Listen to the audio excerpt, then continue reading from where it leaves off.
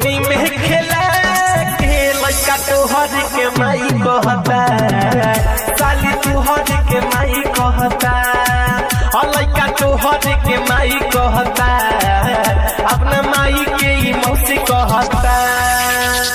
वही दिन से खोजता रोता चिल्लाता, वही दिन से खोजता रोता चिल्लाता, तुझा सबके मुस्काई कहता, साली तोहर के माई कहता, और अपना माई के ही मौसी कहता, और लड़का तोहर के माई कहता, लड़का तोहर के माई कहता,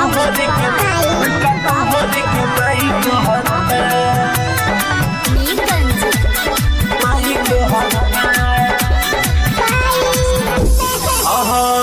सुन न तू धावा के तनु पियाई, भदिना मुहावा में कर लबो गई, गोदी में रहता नया पनाई माई के, खोजता साली तुहरे के चिल्लाई के। सुन न तू धावा के तनु पियाई, भदिना मुहावा में कर लबो गई, गोदी में रहता नया पनाई माई के, खोजता साली तुहरे के चिल्लाई के। जाता मन सुन हमर उलझा के, क्या जाने कभी गइल बारू सिखा के, खींच फोटो ही दिखाई कहता, साली तोहर के माई कहता, हाँ तोहरा दीदिया के मौसी कहता, साली तोहर के माई कहता,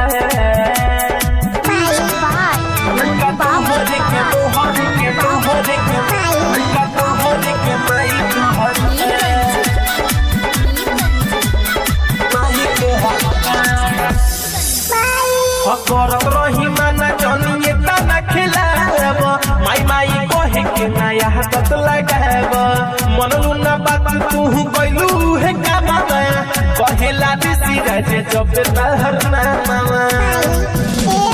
करत रही माना जनिए तना खिलाब, माई माई कहे के नया हाथ लगाब, मनलू ना बात तू कैलू है कामा, मुन्ना माई कल कहे जब तोहर नामा।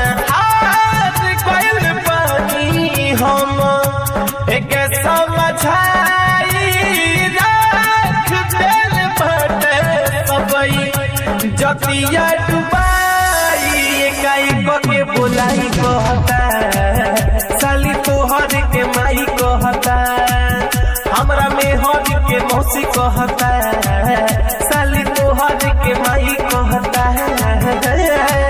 अरे आदत तो लगा दे चलिए अब। Shweta digital recording studio Motihari.